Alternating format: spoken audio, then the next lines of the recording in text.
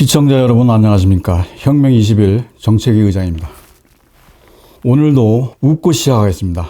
하 하면은 두 번씩 하세요. 하 하하하 하하하 해 헤헤헤 헤헤헤 히 히히히 히히히 호 호호호 호호호 후 후후후 후후후. 예, 수고하셨습니다.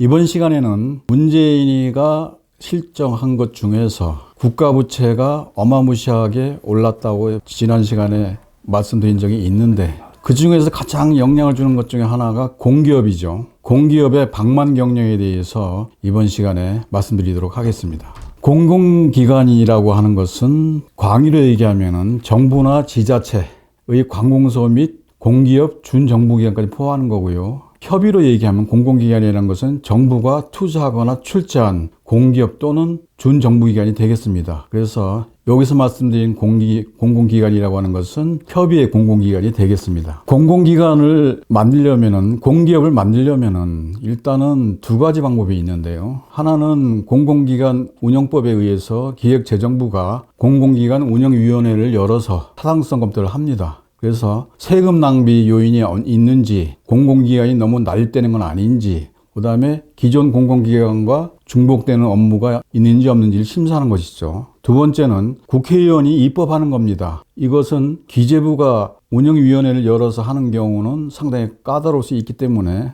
국간지기를 피하는 방법이 되겠는데, 이를테면 국회의원이 신규 공공기관을 만들어야 한다는 법률을 통과시키는 것이 되겠죠. 그래서 예를 들면 더불어당의 그 주철현 의원이라는 사람이 김치산업진흥원을 만들면서 그 근거로 김치산업진흥법을 발의해서 통과시킨 적이 있습니다. 그러다 보니까 입법을 통한 공공기관을 만들 때는 타당성 검토가 필요 없기 때문에 누이 좋고 매부 좋은 의원 입법이 되겠어요. 그래서 이게 상당히 문제를 많이 일으키고 있는데, 국회의원 입장에서는 공기업이 만들어지면 지역구 또는 유관산업에 생색을 낼 수 있죠. 그 다음에 형식적으로 그냥 주무부처의 의견을 청취합니다. 그리고 주무부처 입장에서는 어떻습니까? 산하기관에 공무원 갈 자리가 늘어나니까 공무원 입장에서는 엄청 좋은 일이죠. 그러다 보니까 심지어 정부부처에서 국회의원들한테 부탁을 합니다. 소위 말하면 청부 입법도 많습니다. 이게 참 심각한 얘기죠. 그래서 이런 두 가지 방법으로 공기업이 늘어나고 있는데, 공공기관이 매년 늘어나는 것이 지난 10년 동안 2011년에서 작년 21년까지 좌우 정권을 막론하고 매년 6.5개씩 늘어났어요.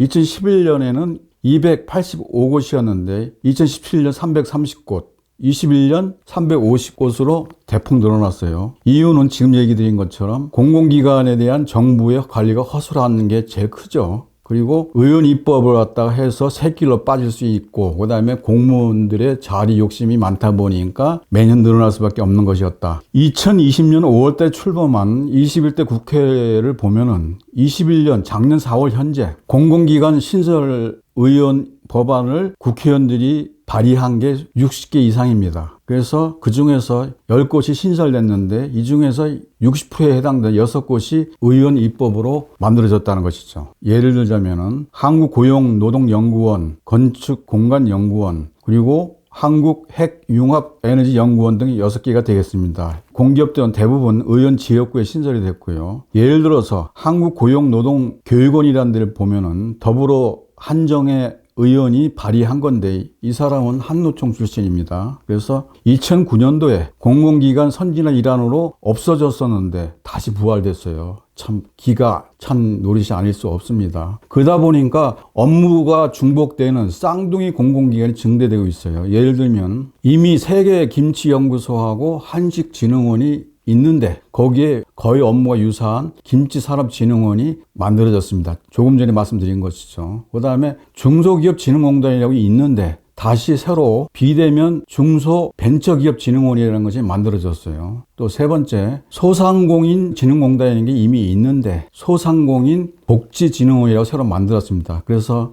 이 세 개를 포함한 7곳이 중복되고 있는데, 이러한 업무 중복과 세금 낭비 관련된 비효율 문제가 심각한 것이죠. 그래서 여당인 더불어당조차도 그중에 정일영 의원이라고 있는데, 이 사람이 심각성을 인지해가지고 의원 입법을 통한 공공기관 난립을 방지하고자 국회법 개정안을 발의했어요. 그래서 재정당국과 정부, 그 다음에 국회재정위원회와 사전 협의를 하고 신설케 하는 법안을 발의했죠. 그래서 해결책은 뭐 당연한 얘기가 되겠습니다만은 공공기관 신설 시 타당성 검토를 엄격하게 해야 되고 설립한 이후에는 공공기관이 계속 존속할 필요가 있는지 주기적으로 평가하고 통폐합을 유도를 해야 되겠다는 것입니다. 우리 혁명 20일 서포 15조에서는 일찌감치 정책 실명제, 정부가 계획하고 있는 정책에 대해서 또는 국회의원이 발의한 정책에 대해서 정책 실명제, 그 다음에 세금 낭비 정치인이나 공무원 재산을 몰수하는 걸로 이미 얘기를 했죠. 상당히 서민 퍼플리즘 15조라는 것은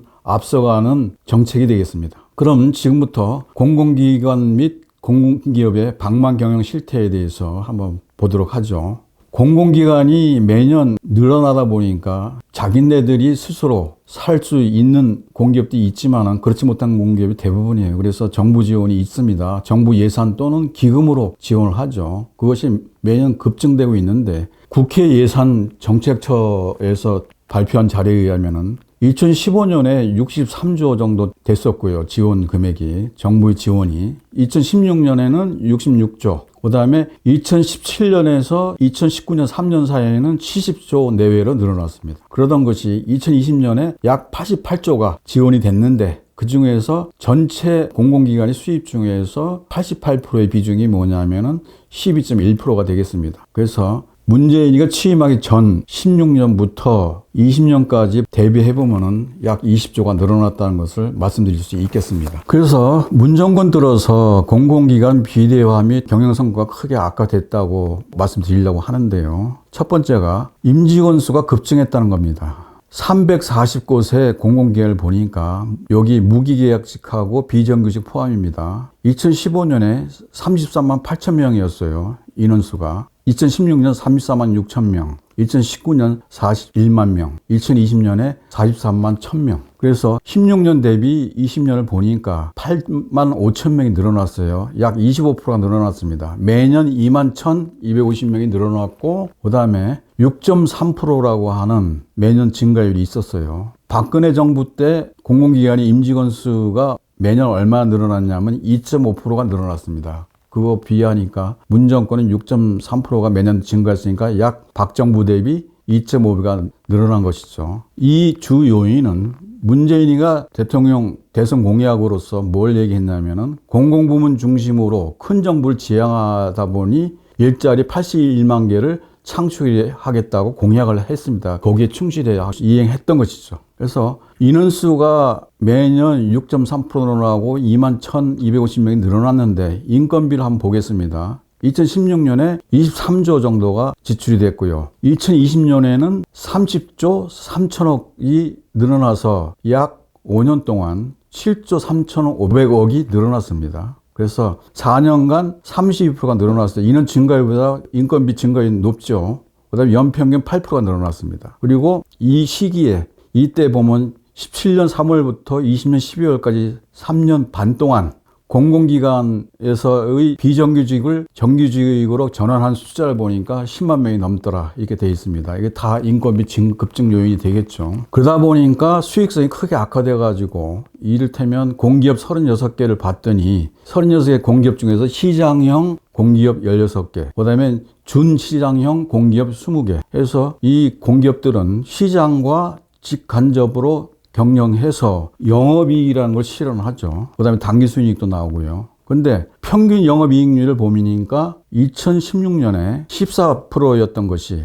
영업이익률이 14%, 상당히 높은 수준이죠. 이게 박근혜 정부 시절입니다. 그게 문정부 들어와서 2019년을 보니까 5%로 줄어가지고 약 9%가 급락을 했어요. 엄청나게 성과가 악화된 걸 얘기할 수 있겠습니다. 당기순이익률은 지급이자를 뺀 영업이익에서 지급이자를 차감한 당기순이익률을 보면은 2016년에 6.1%, 던 것이 2019년에 0.9%로서 마이너스 5.2%가 매출 대비 급락을 한 것이 되겠습니다. 그래서 당기 순이익 규모도 보니까 36개 당기 순이익을 합쳐봤더니 2016년에는 9조 당기 순이익, 그 다음에 2017년에는 4조, 2018년에는 2조, 19년에 1조 2천억, 그 다음에 20년에는 재작년에는 6천억 앞까지가 나는 성과가 최대로 나빠진 적자가 되겠습니다. 그래서 20년에 이 6천억 적자라고 하는 것은 2016년 기재부가 공기업 경영공시한 이후에 처음이라고 합니다. 그래서 36곳 중에서 2016년에는 적자 공기업이 8곳이었는데 재작년 20년에는 적자 공기업이 10개가 늘어난 18개로 늘어났다는 겁니다. 그러다 보니까 수익성이 악화되다 보니까 당연히 재무구조, 자기자본 비율이라든가 부채 비율이 당연히 악화되겠죠.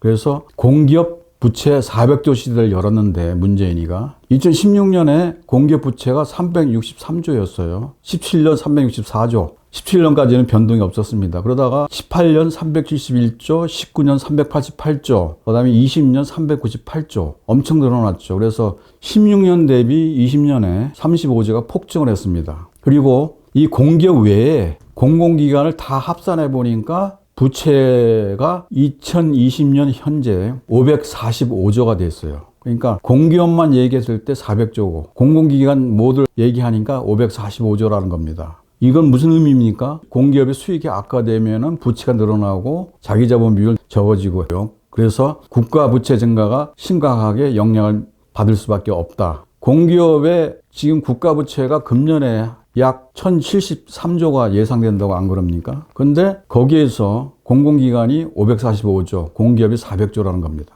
자, 이러한 수익성 및 재무구조 악화되면 그 이유가 있겠죠. 정부가 변명하기로는 가스공사나 서부발전사 같은 공기업은 국제 유가가 하락돼서 그렇다. 예를 들어서 코로나나 또는 이 코로나로 인해서 유가가 엄청 하락 여건이었었는데 2년 이전만 해도요. 그러던 것이 지금 어떻습니까? 엄청나게 유가가 특히 러시아 전쟁, 우크라이나 전쟁 발발로 인해서 유가가 천정부지로 올랐죠. 오늘 현재 보니까 거의 120불에 배럴당 120불 육박하고 있는데 유가가 하락할 때는 가스공사나 서부발전 같은 에너지 공기업은 오히려 매출이 줄어가지고 성과가 나빠지지만 그 대신에 한전처럼 발전회사로부터 전기를 매입해서 소비자한테 매각하는 그런 회사는 원가가 다운 요인이 되겠죠. 그래서 한전이 2020년만 해도 4조 정도 영업이익을 냈는데 근데 작년에 또는 금년에 한 5조에서 금년에 한 10조 이상 그 영업이익 결손이 난다고 합니다. 그것은 고유가 때문에 그런 것이죠. 그래서 공기업은 유가가 내려도 걱정, 올라도 걱정이긴 한데 거기다가 이제 코로나까지 겹쳐가지고 그 영향을 발휘받고 있어요. 약간 옆으로 말이 새 나갔습니다만은 근데 코로나라든가 어떤 유가 변동에 의한 그 공기업 수익성이라든가 재무구조가 악화됐다는 것보다는 근본 원인은 공기업의 방만 경영이 심각하다는 겁니다. 그래서 이를테면 코로나가 2019년 12월부터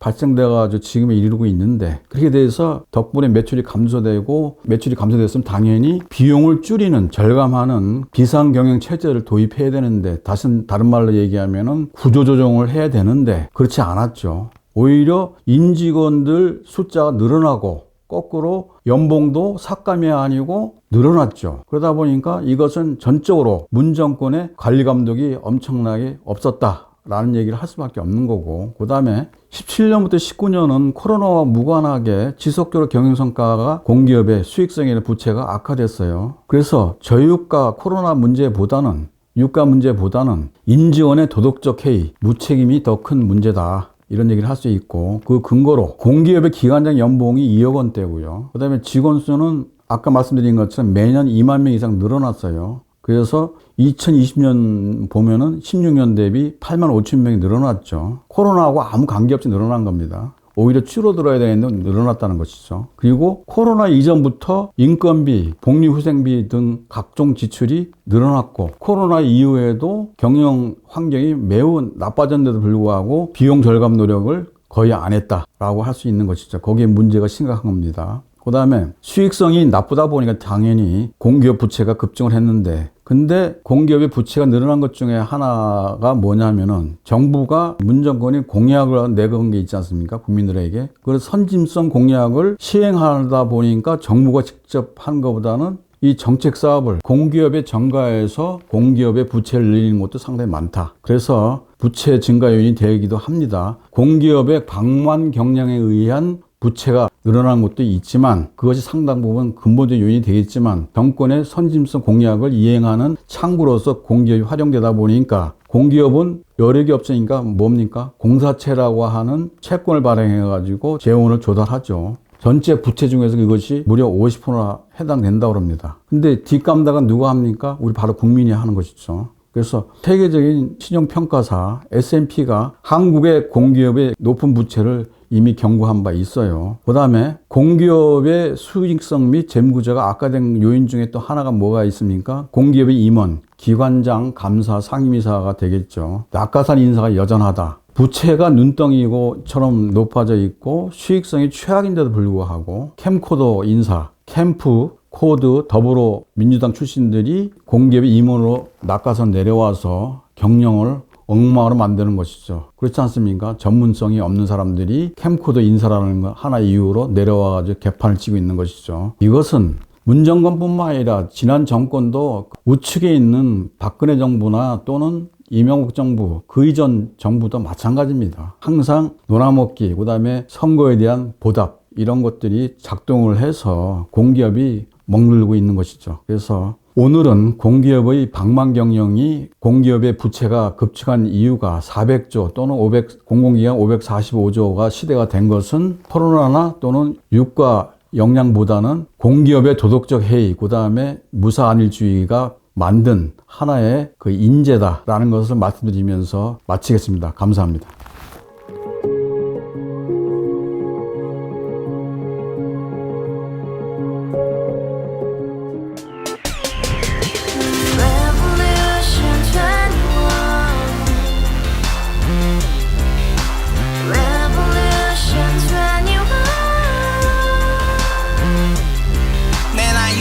월세 30 코인빚만 300 서울에 온 지 벌써 10년 아둥바둥 버텼지만 여전히 난 반지 하에 제왕 곰팡이 연문제약 내비랭 깡통망통 완전히 폭망 고시원 창문만큼 작아진 내 꿈 연애 결혼 내 집 모든 게 헛꿈 1년 전 떠난 여친 울며 말했지 같이 살자 평생 가본 게 꼭꼭꼭하지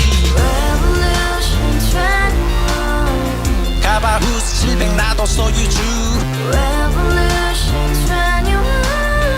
가바후스 700 나의 소유주 택시기사 우라부지 마트캐셔 울어문니 우리 집안 다 털어봤자 후줄 그래 개선민 내 미래 거기서 팍 끝난 거지 팍더 이상 노력 따윈 괴물이 스펙 찾아 쌈말리 비오는 날 알바 잘려 맨날 학원 날 개쳐 발려 밤비 내리는 양화대교 홀로 걷고 있을 때 현수막에 아로 새겨진 평당 700짜리 아파트 다같이 소리 질러 혁명 21 가바후스 700 나도 소유주 가바후스 700 나의 소유주 You and I, we live together in the house brand new day and your dream had just begun Revolution 21 only open happiness 너의 곁에 내가 영원히 지금까지 정치인들 입만 열면 찝찝찝 개소리 멍멍멍 쳐다